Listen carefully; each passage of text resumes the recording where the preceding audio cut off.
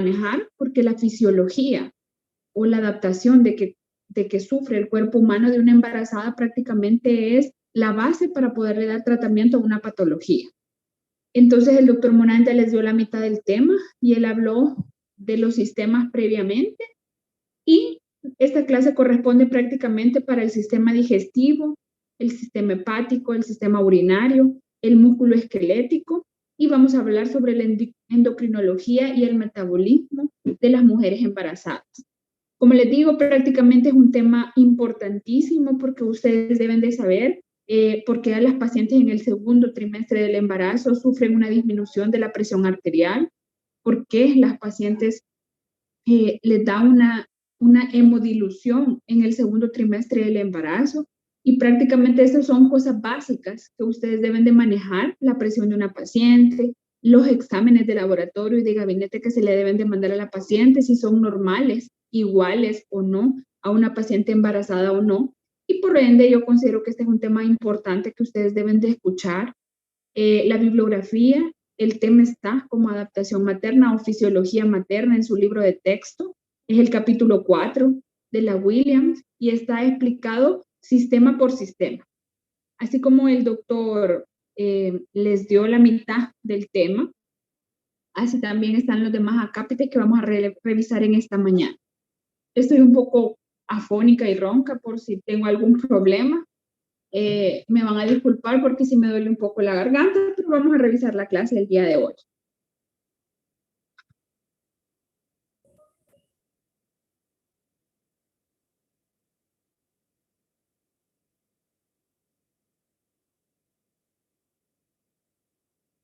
Me avisan si ven bien la presentación.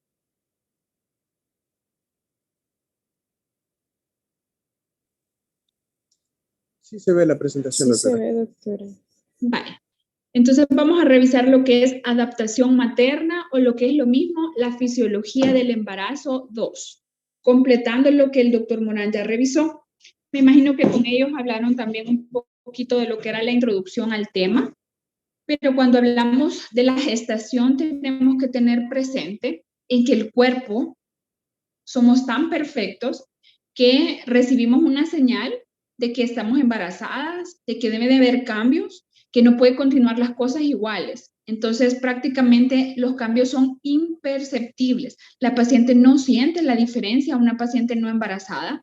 A veces se va a tener mayores sintomatologías como vómitos, le va a costar descansar, le va a costar dormir y todas esas cosas, pero no siente los cambios que se dan de una paciente no embarazada a una paciente embarazada. Esos cambios prácticamente el cuerpo los realiza para poder proteger tanto a la madre como al feto.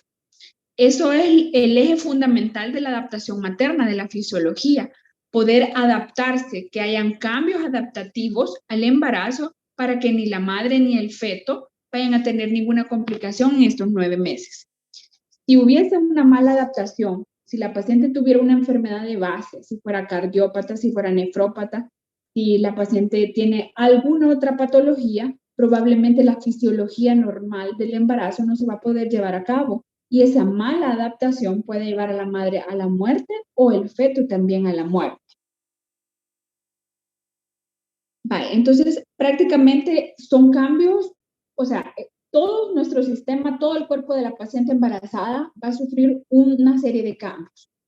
Y me imagino que lo revisaron en la clase anterior con el doctor Morales, les hablaba del sistema cardiovascular, del sistema respiratorio, y aunque por academia partimos el tema para poder darlo porque es un tema un poco largo, el sistema trabaja en conjunto y prácticamente no podemos desligar el sistema cardiovascular del sistema renal.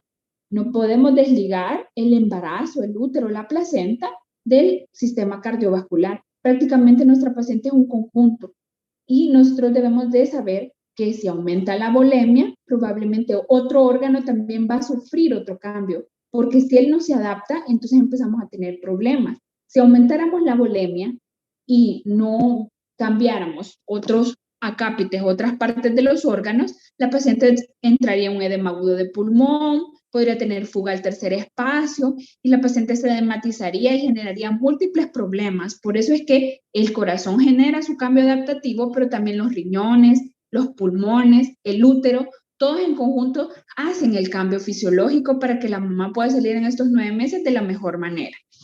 Prácticamente van a haber tanto cambios anatómicos como cambios endocrinológicos. Cuando hablamos de cambios anatómicos, estamos hablando prácticamente de los cambios que sufren el aparato genital femenino. Estamos hablando del útero, de las trompas, de la vagina, de las mamas, porque ustedes saben que uno de los últimos órganos en desarrollarse son las mamas. Las mamas son las que se desarrollan hasta que nace el bebé y empieza a succionar, se forman los últimos conductos y entonces la mama podemos decir que está desarrollada completamente. O sea, ¿qué quiere decir? Que de nosotras, si no hemos tenido hijos, probablemente nuestro desarrollo de la mama no está completamente desarrollado.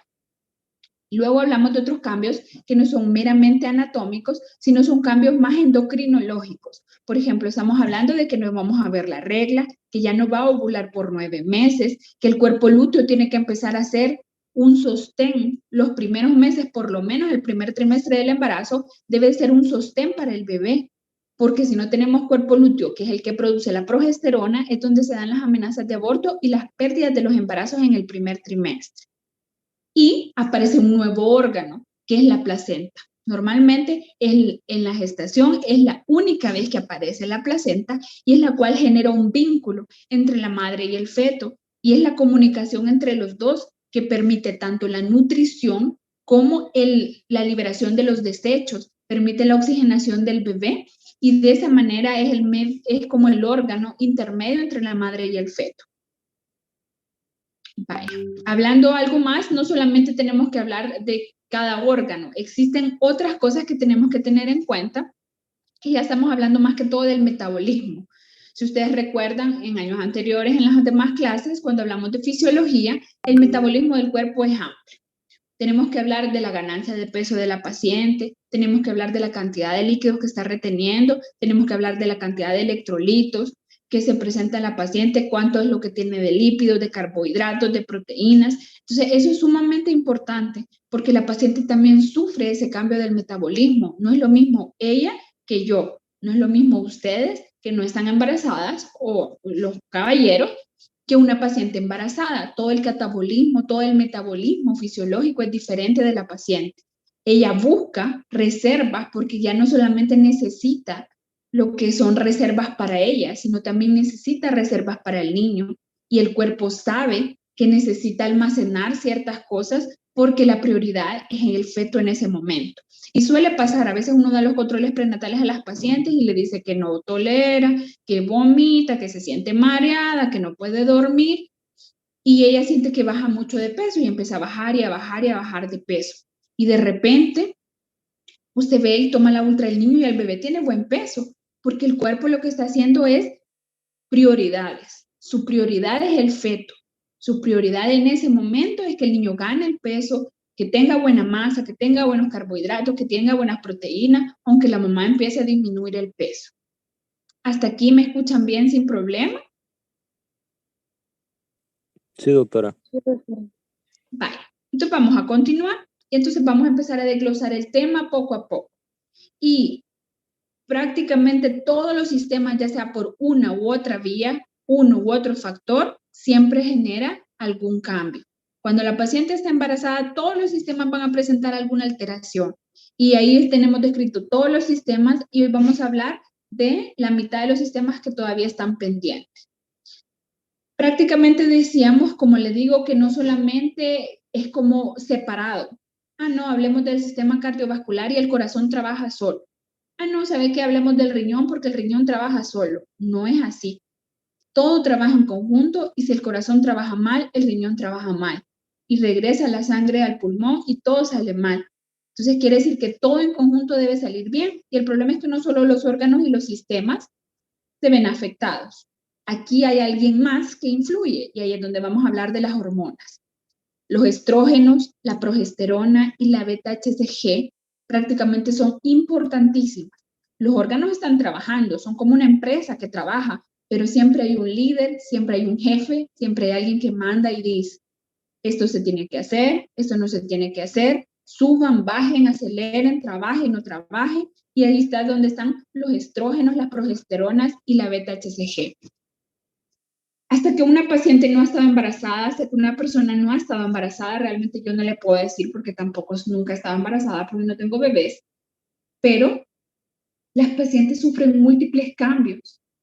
Llegan a la consulta que tienen mucho calor, que tienen días que se deprimen, que hay días que no se quieren levantar, que hay días que no quieren comer. Entonces, prácticamente ustedes tienen que tener presente que todas estas hormonas se encargan de eso prácticamente. No es que ella no quiera comer, no es que ella no se quiera levantar, es que realmente sus hormonas están disparadas, están queriendo trabajar, están queriendo regular todo su cuerpo, tiene un nuevo cambio en todo su sistema y entonces quiere que se trabaje a la perfección.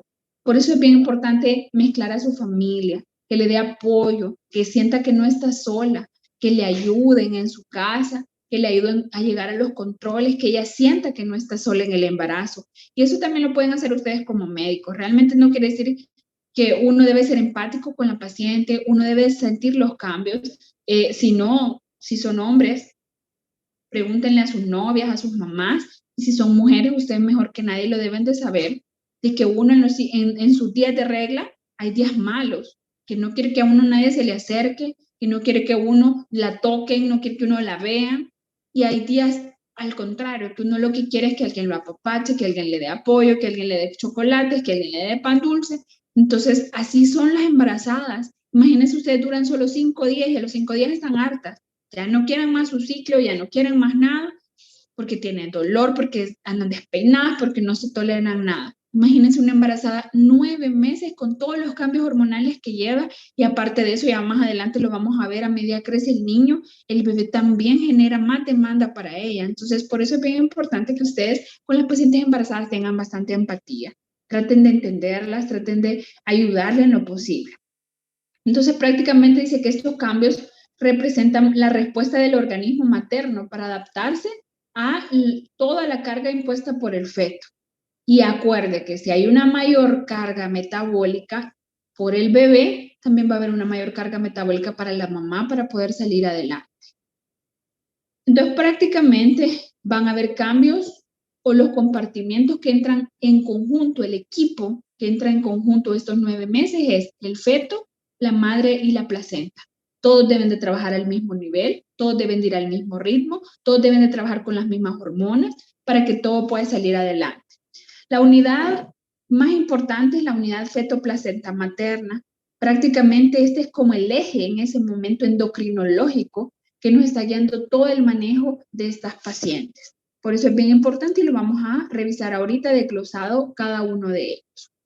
Empecemos hablando endocrinológicamente, que para mí es el motor del carro, es el eje que nos va a llevar a que la mamá se adapte adecuadamente a esta situación.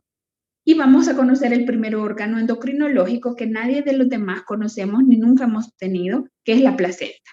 La placenta prácticamente es la productora de la gonadotropina coriónica humana. Y habíamos dicho que es su jefe. La beta-HCG es el jefe que manda y le dice, hay que producir más, tenemos un bebé, hay que hacernos más grande, hay que tener más nutrientes, el niño tiene hambre, hay que darle más oxígeno porque le hace falta oxígeno, o sea, le regula todo a lo que es el embarazo. Luego también se produce una nueva hormona que es la lactógeno placentario. La lactógeno placentario solamente se produce durante el embarazo y también le va a ayudar a hacer todo el trabajo y todos los cambios que necesitamos. También vamos a ver que hay un aumento de la cantidad de estrógenos y un aumento de la cantidad de progesterona. Y eso nos va a ayudar para que podamos llevar el embarazo a término sin ninguna complicación. Prácticamente, como les digo, este es el jefe y lo que busca es que funcione bien todo. ¿Y quién es el encargado de que todo funcione bien?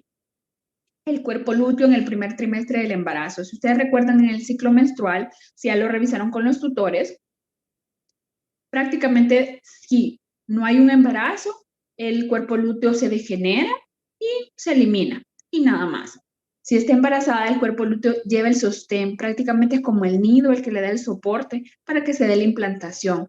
Él aumenta los niveles de lo que es la progesterona y la progesterona es la que le da el soporte para no tener una amenaza de aborto, para no tener una pérdida ni una hemorragia del primer trimestre.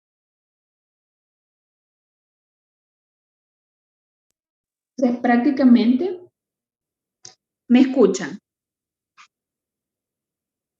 Sí, Sí, doctora. doctora.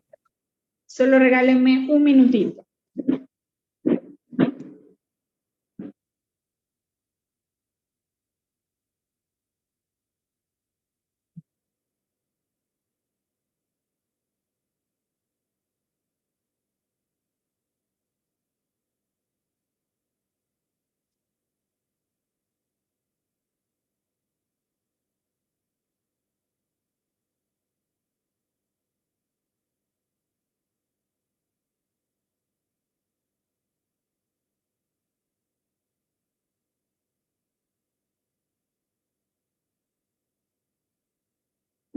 Bueno, vamos a continuar, van a disculpar la interrupción.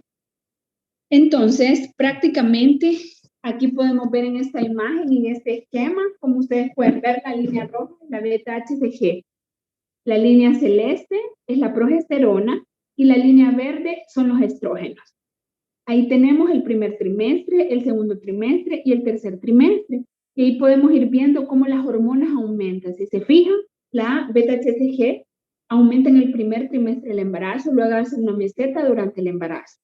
Podemos ver que los niveles más bajos de las hormonas que tenemos son los estrógenos, que empiezan bien poquito a poquito y después se empiezan a aumentar, y en el tercer trimestre tenemos valores altos de estrógeno. Y por último tenemos la progesterona, que aunque no inicia tan bajo, hace una meseta y luego aumenta para tener el mayor valor en el tercer trimestre del embarazo. Y estas son las hormonas que nos dan el mando. Prácticamente dice que la beta-HCG cuantitativa, bueno, la beta-HCG podemos mandar cuantitativa y cualitativa. La cuantitativa es la que nos va a dar un valor. La cualitativa es la única que nos dice si está embarazada la paciente o no. Ese se puede mandar más o menos de 5 a 6 semanas del embarazo prácticamente. Esta se va a duplicar, se va duplicando cada 2 días hasta aumentar el valor necesario. Si ustedes recuerdan, la beta-HCG está constituida por 2 cadenas, una cadena alfa y una cadena beta. Por eso es la que leemos cuando queremos la cuantitativa, es beta-HCG cuantitativa, o sea que nos va a leer la cadena beta. Y acuérdense que este test ustedes se lo pueden hacer tanto en orina como en sangre. Pero acuérdense que lo ideal no es que inmediatamente haya tenido la paciente una relación sexual se le va a realizar. Claro que no. Se tiene que esperar su tiempo, tiene que esperar su ciclo. En el momento que tiene el retraso, lo ideal es que no se le mande inmediatamente porque puede dar un falso negativo. Y normalmente si sale positiva está embarazada. Es bien raro que tengamos falsos positivos porque es más probable que sea un falso negativo. Si ustedes quieren estar más seguros y la más específica es mandar la unidad beta-HCG cuantitativa.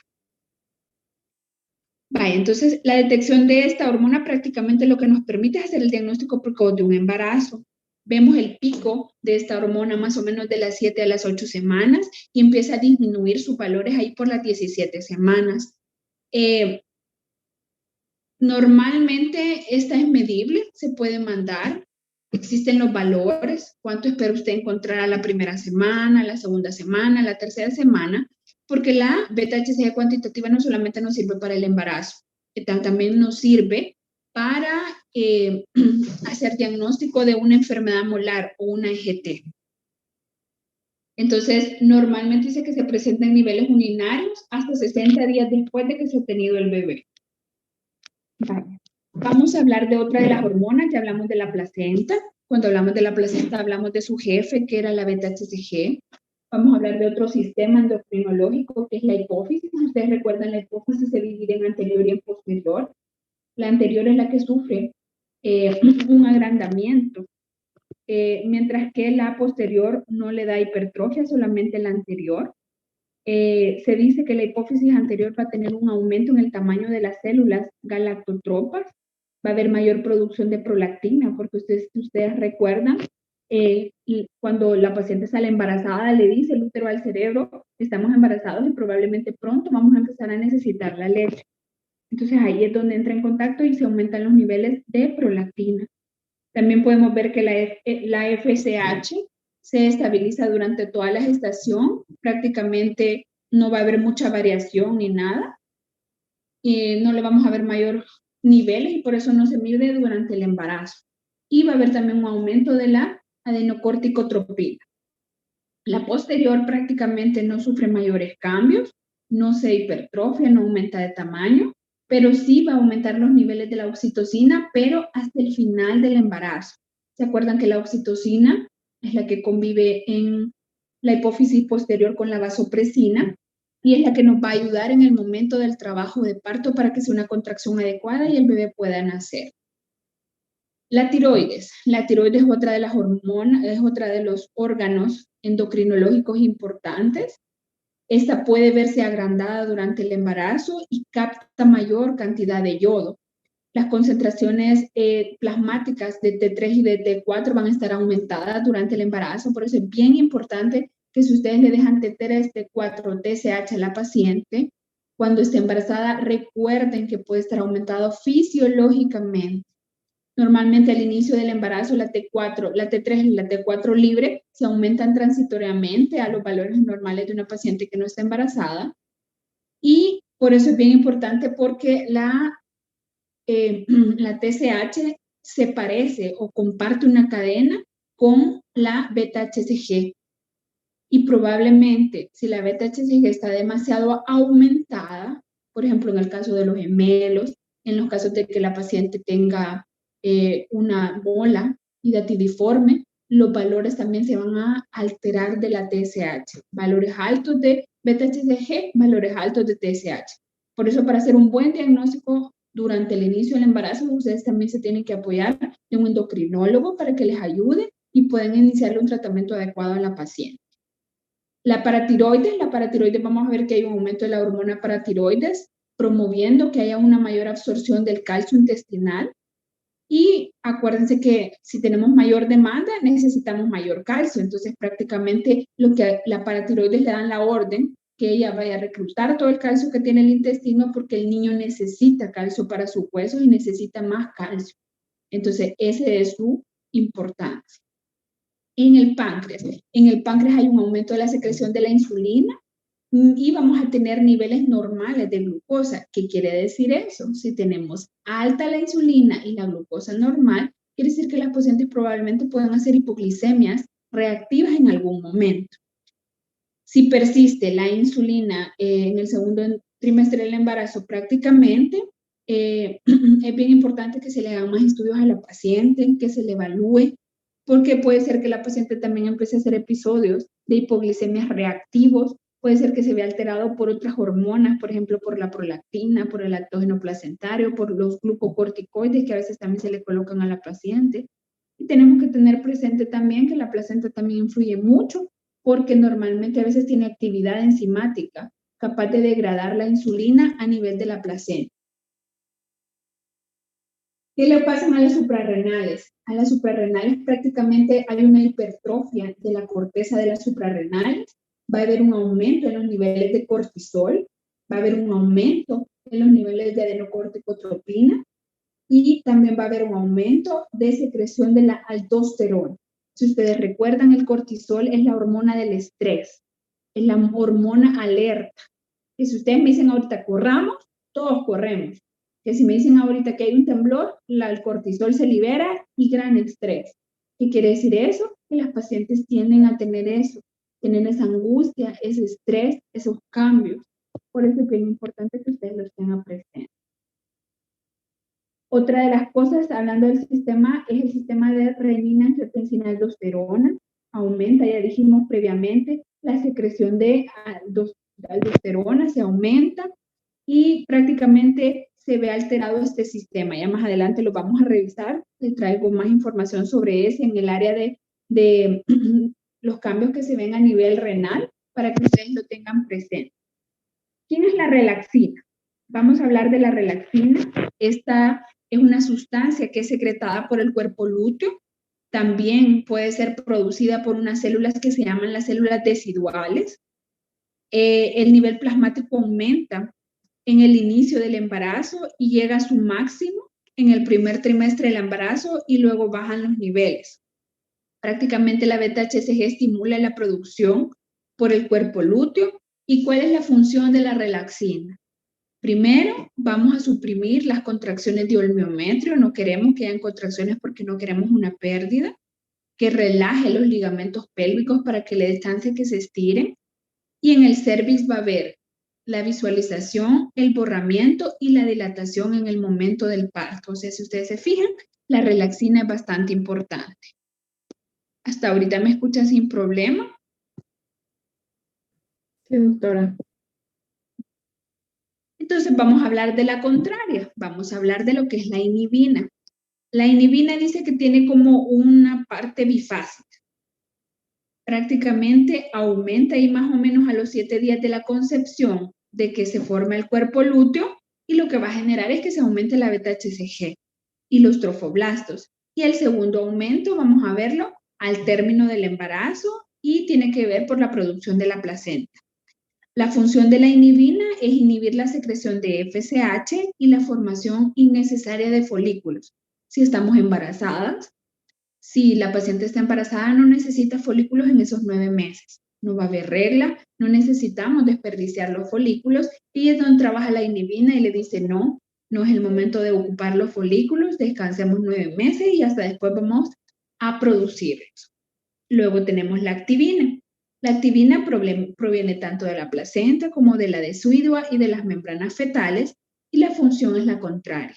Vamos a estimular la síntesis de beta-HCG y de la progesterona por la placenta. Bye.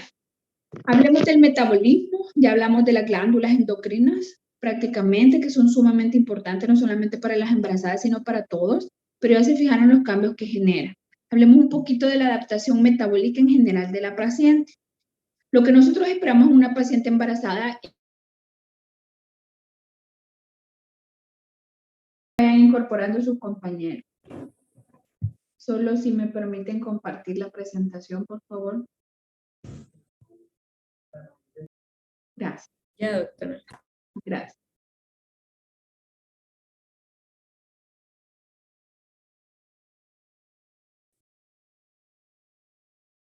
Entonces estamos hablando de lo que es el metabolismo.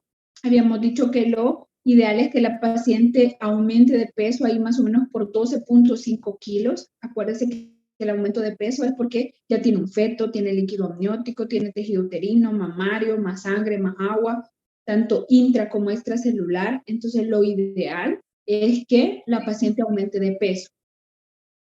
Si las pacientes llegan a sus controles prenatales y ustedes ven que en vez de aumentar de peso, disminuyen el peso, entonces en esos casos es bien importante que ustedes vean por qué no gana peso. Ahorita me escuchan bien. Sí, doctora. Vale. Entonces lo ideal es que la paciente vaya ganando peso y más o menos durante todo el embarazo gane 12.5 kilos. También deben de aumentarse las tasas del metabolismo de la madre para suplir todas las necesidades de ella y del feto. Entonces, ¿qué consecuencia tiene eso? Que tenemos que aumentar más gasto de energía diario, bueno, tiene más gasto ella, y por ende tenemos que tener mayor ingesta de alimentos. Lo ideal es que si la paciente está en sobrepeso, está en obesidad o está en desnutrición, usted la mande al nutricionista, te pongan una dieta, puede aumentar de peso acorde a la orientación de la nutricionista. Entonces, normalmente en las embarazadas hay un aumento en la retención de agua, normalmente es fisiológico, que se vaya acumulando y esto se produce por una disminución en la osmolalidad plasmática, más o menos que está cercana a los 10 miliosmoles por kilo. Esto prácticamente también tiene que ver porque se reajusta lo que es el umbral de la sed, le da mucho más sed a la paciente y se va a dar cuenta que llega a la consulta y le dice, mire doctor, es que tengo una gran sed, un gran calor.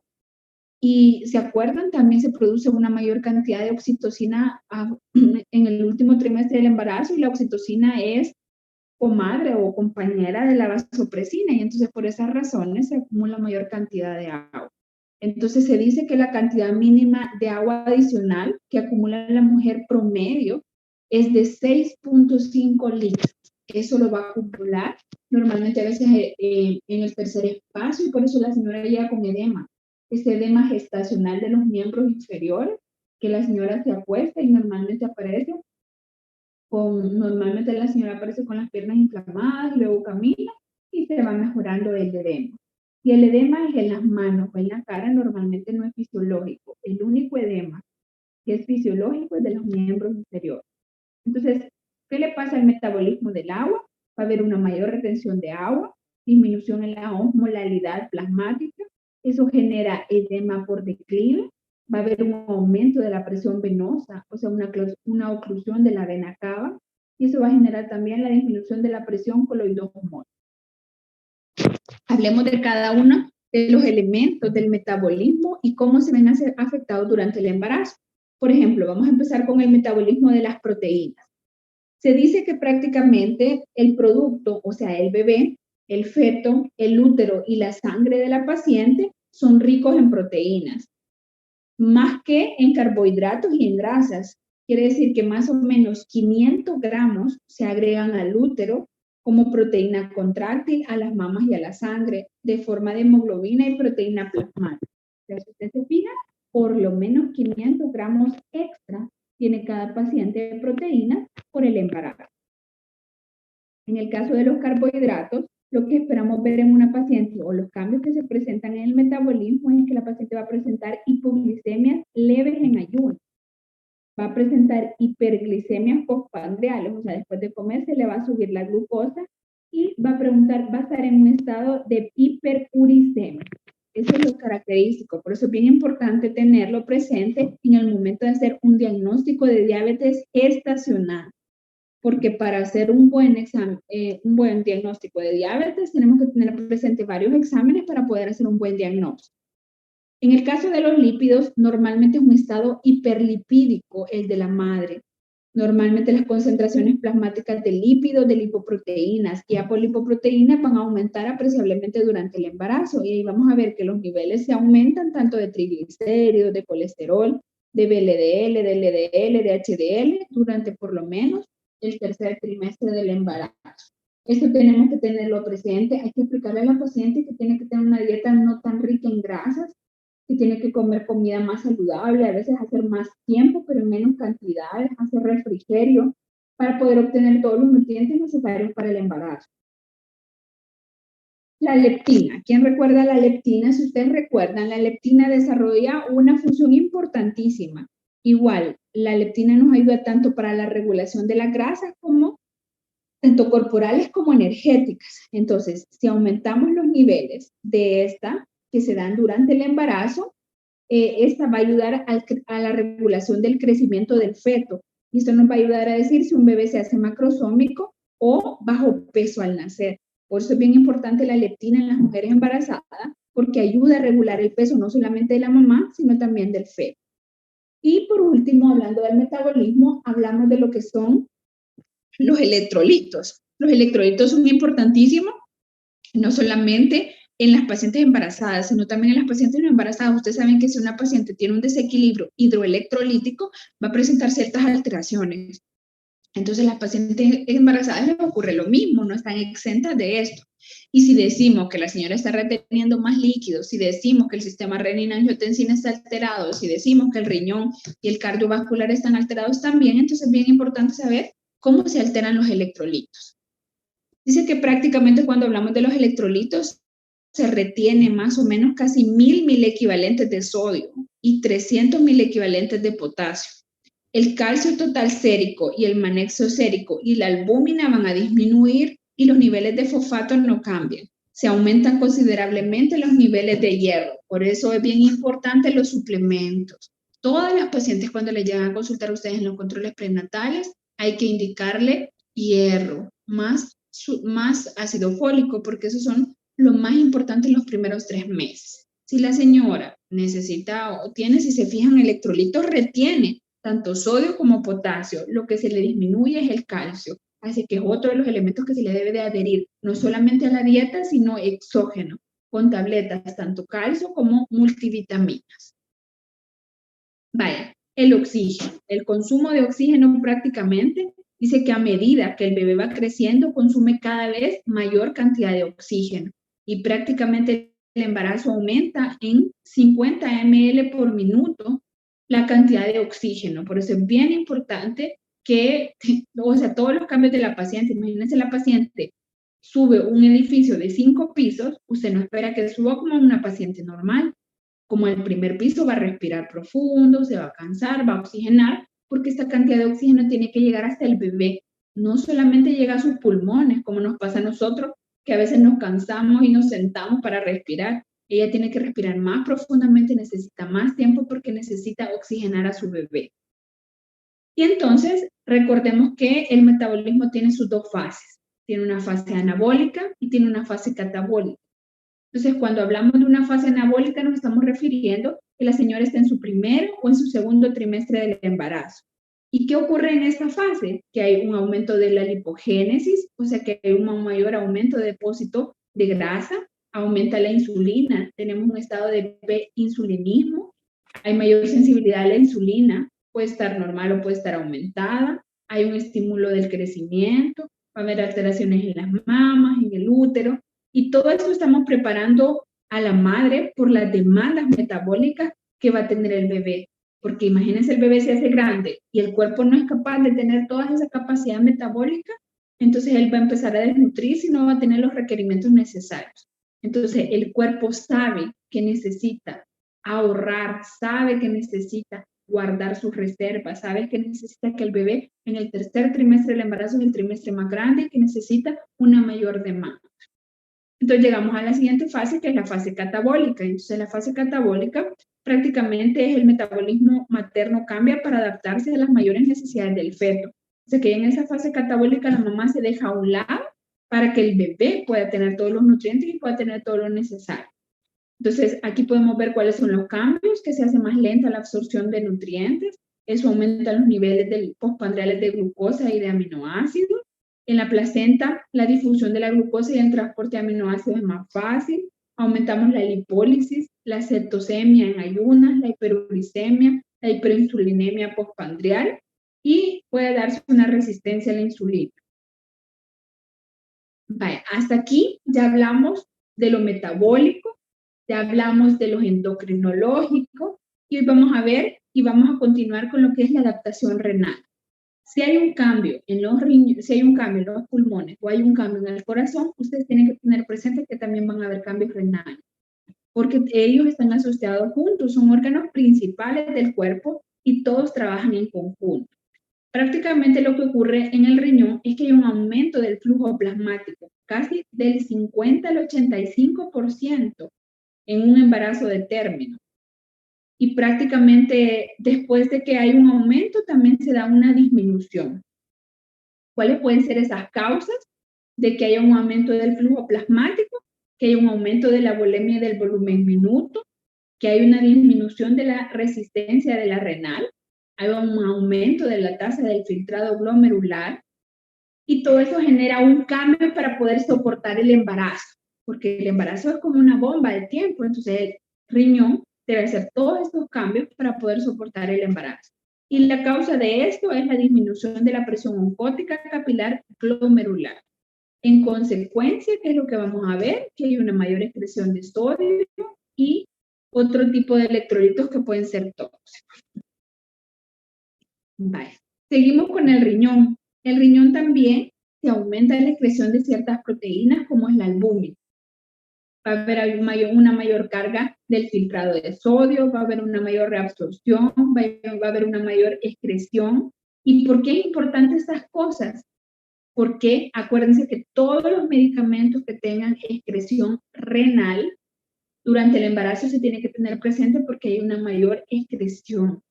Entonces, por eso es bien importante recordar todos esos cambios que pasan a nivel renal y también tenemos que tener presente cuáles son las proteínas que se eliminan porque no podemos tener cierto grado de microproteinuria, o sea, que se eliminen las proteínas en el riñón, pero no quiere decir que la cantidad exagerada de proteínas no se puede estar excretando durante todo el embarazo porque entonces ahí ya estaríamos hablando de una falla renal. Y entonces aquí está el sistema de renina-angiotensina-aldosterona. Prácticamente todos los componentes del sistema renina-angiotensina-aldosterona están aumentados durante el embarazo. La renina es producida prácticamente tanto por el riñón como por la placenta. O sea que aparte de lo que ocurre normalmente en una persona sana, en una mujer embarazada, hay otro órgano que produce también renina. Es importante para mantener la presión arterial normal de la paciente. Habíamos dicho que en el primero y en el tercer trimestre del embarazo la paciente no tiene ningún problema, pero en el segundo trimestre del embarazo la señora presenta una hemodilución y eso hace que caigan los valores normales de la presión. Y por último, la progesterona también regula el sistema renina-angiotensina y dijimos que desde el primer trimestre hasta el tercer trimestre aumenta, también esto nos va a alterar lo que es el sistema renina-angiotensina aldosterona. ¿Qué ocurre con los análisis de orina? Prácticamente en los análisis de orina podemos presentar glucosuria, pero en pequeñas cantidades, pero no es exagerada, tiene que ser pocas cantidades, no quiere decir que todas las pacientes, por más que sean diabéticas, si están descompensadas son las que presentan glucosuria. No es necesario un factor ni un criterio de que sea fisiológico encontrar glucosa en la orina. No debe de haber proteinuria, solamente valores bajos como microproteinurias. Hay una mínima expresión de la albúmina. Hematuria puede ser resultado de que haya contaminación, que la señora tenga una amenaza de aborto, que la señora esté en trabajo de parto. En esos casos muchas veces se contamina y se reporta hematuria. Ya cuando es significativa probablemente está relacionada con infección de vías urinarias. La vejiga. ¿Qué es lo que le ocurre a la vejiga? Normalmente la vejiga después de las 12 semanas, las mujeres ya empiezan a tener como sensación de incontinencia urinaria o por lo menos de urgencia urinaria. Lo que ocurre es que después de las 12 semanas ya el útero aumenta de tamaño, ya empieza a salirse de la pelvis, empieza a apretar la vejiga y entonces muchas ocasiones lo que ocurre es que se acuesta sobre la vejiga y eso le genera a la señora como una sensación de urgencia que si no va a hacer pipí en esos momentos se le puede salir. La superficie se vuelve más convexa, la superficie que normalmente es convexa se convierte en cóncava y puede generar un área edematosa por presión linfática y venosa. Y normalmente entonces va a ser más susceptible la vejiga a lo que son procesos infecciosos y procesos traumáticos. ¿Hasta aquí me escuchan sin problemas? Sí, doctora. Vaya, y ya casi para ir terminando que vamos a hablar de los últimos sistemas que son mucho más simples, es el sistema digestivo, que usted tiene que tener en cuenta muchas cosas, porque esto es un síntoma frecuentísimo en las pacientes. Los vómitos. En el primer trimestre del embarazo va a haber múltiples consultas por vómitos, por mal sabor, por sabor metálico, porque ustedes les están dando las vitaminas y no la toleran, porque les da mal sabor en la boca, todas esas cosas, porque normalmente lo que ocurre es que hay una disminución en la secreción gástrica, hay mayor producción de lo que son ácidos y pepsina, el tono y la motilidad estomacal normalmente a veces están disminuidos. Entonces, y esa sensación, las náuseas están relacionadas con la progesterona, con el pico, tanto de la progesterona como el de la beta-HCG. Entonces, ese pico no lo podemos evitar, por eso el primer trimestre del embarazo se le debe dar si tiene muchos vómitos antiméticos a la paciente, es muy frecuente porque es importante que se los tome para que tenga una buena evolución y no se sienta tan mal. Normalmente también las funciones del intestino delgado casi no están alteradas, pero sí, más que todo se ve alterada la función de la absorción. Va a haber disminución en la generalizada de la motilidad del músculo liso, necesitan más tiempo para poder realizar el vaciamiento gástrico completo, el tránsito intestinal es mucho más lento, y entonces las pacientes con todo lo que le hemos dicho, ¿cuáles van a ser las consecuencias que tienen?